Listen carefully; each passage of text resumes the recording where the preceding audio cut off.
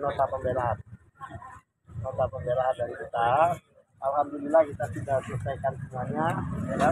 Berapa ini ya? Ada beberapa ya nomor perkara yang diabaikan dan sebagainya, ya kan? Dan alhamdulillah semua isi dari materi dari itu saling terkait. Meskipun kita nggak bareng-bareng ya, tapi saling terkait. Untuk sidang selanjutnya hari apa, Pak? 3 hari lagi. Oh, 3 hari. Hari Rabu. Hari Rabu. Makanya saya juga bingung apa mereka siap ya. Artinya hari Rabu itu saya memberikan jawaban kepada kita. Tanggal 5. Hari Rabu tanggal 5 jam 2 siang. Jam 2 siang.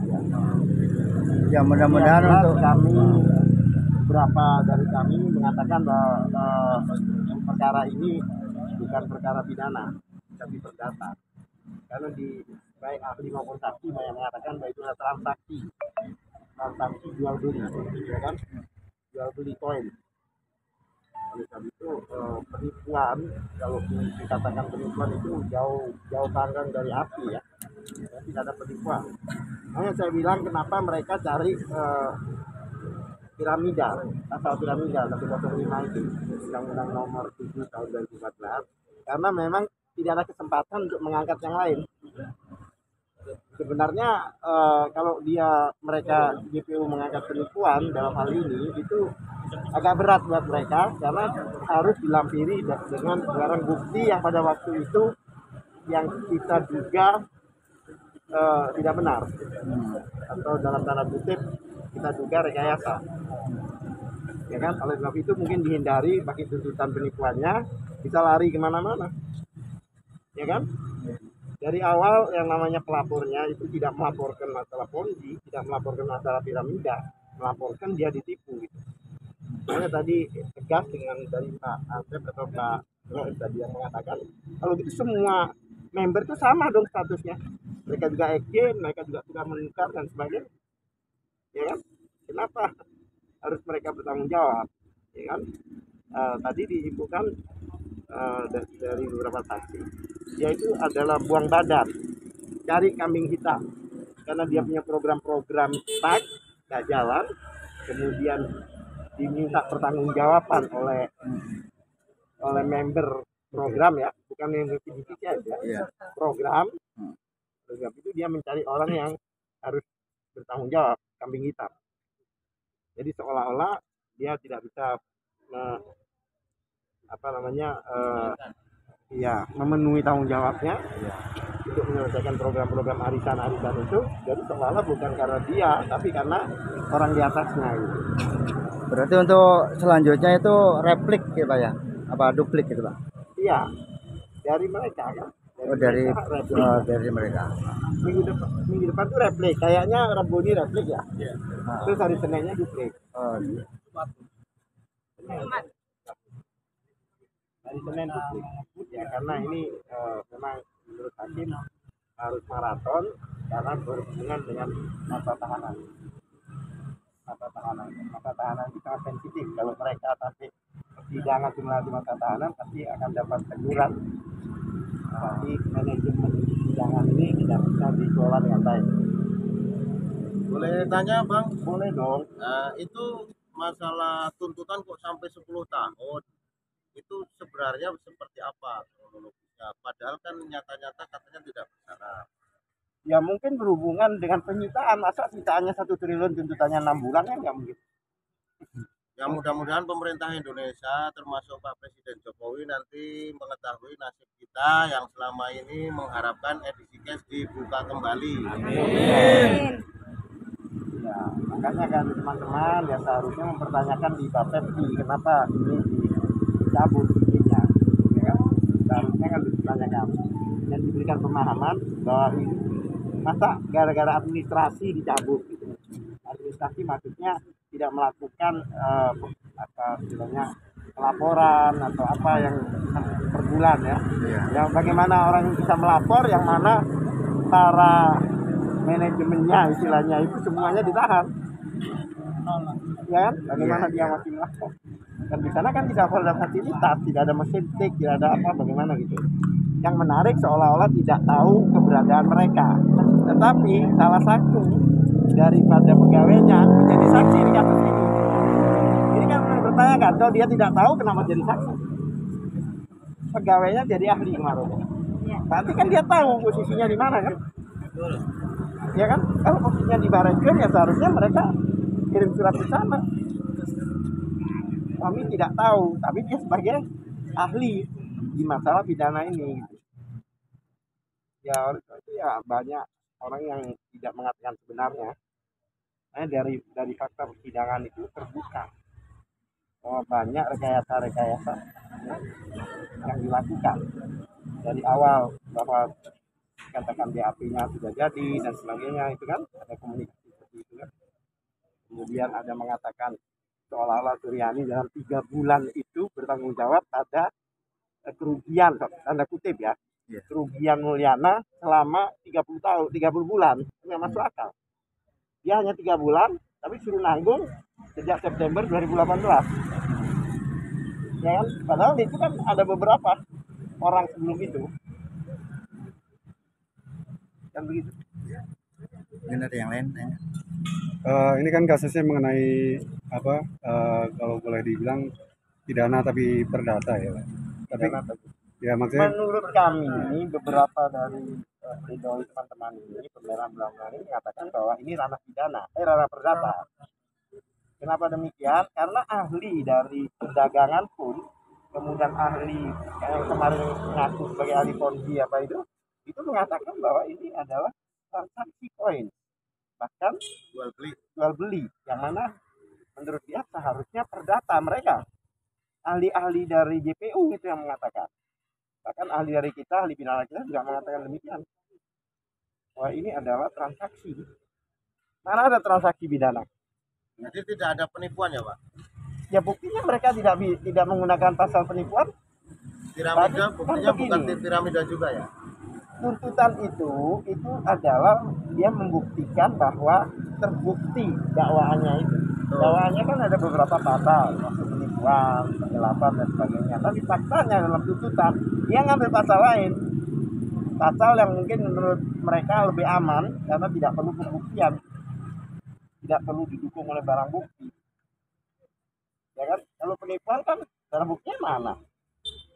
Jadi kemarin bodong ada izinnya ya Pak ya? Semuanya lengkap, izin ada, bahkan sampai di tiket itu sendiri yang lugu-lugunya itu kan didaftarkan di hak paten, hak cipta ya, bukan hak paten. Ya kan?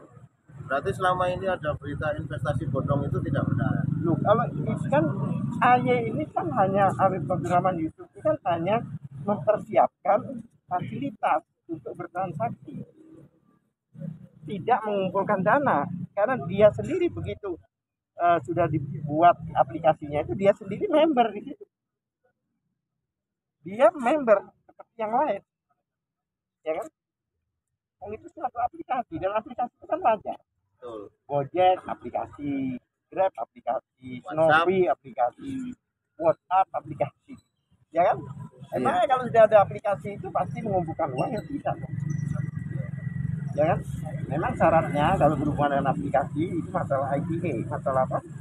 Internet. Ya, yang berhubungan dengan internet memang ranahnya Kementerian Info. Dan itu memang sudah dilakukan, sudah didaftarkan ke Kementerian Info.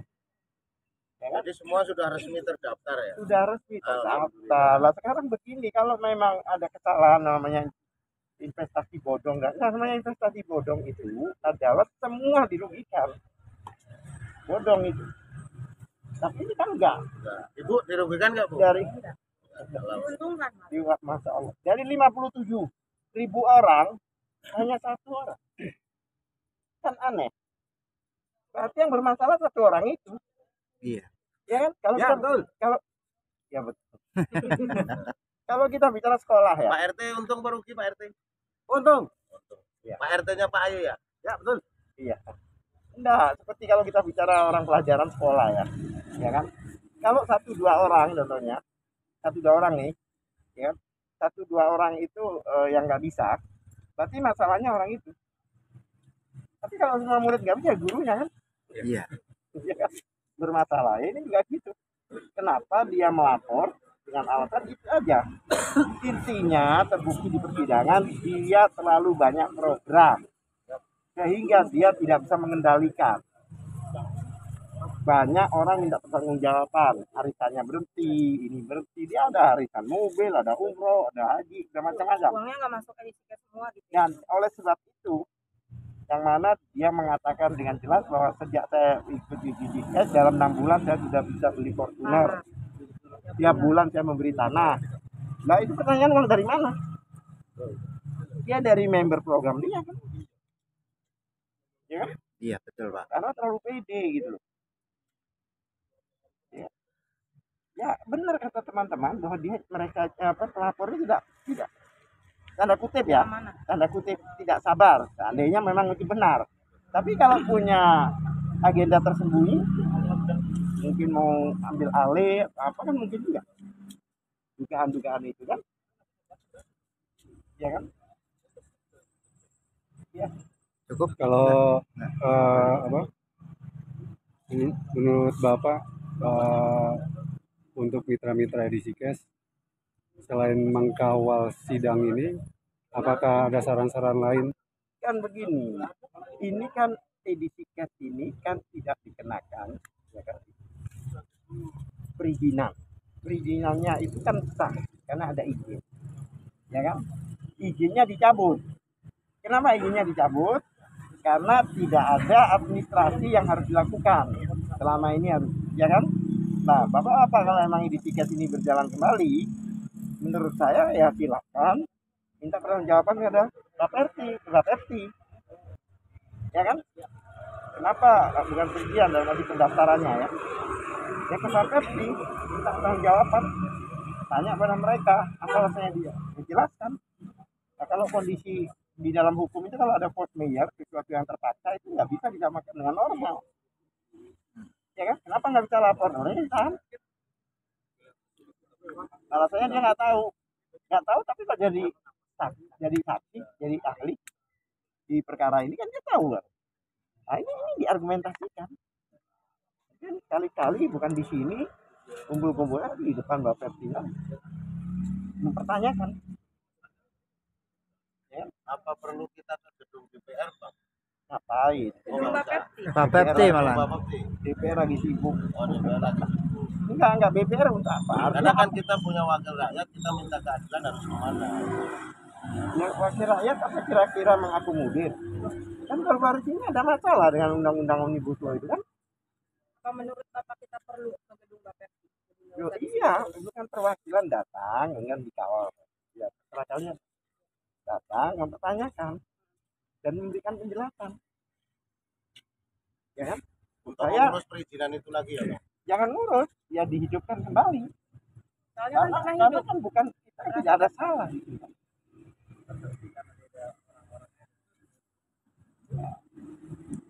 Kan sayang nanti Pak, anggap ini selesai, tapi di situ masih bermasalah, gitu kan?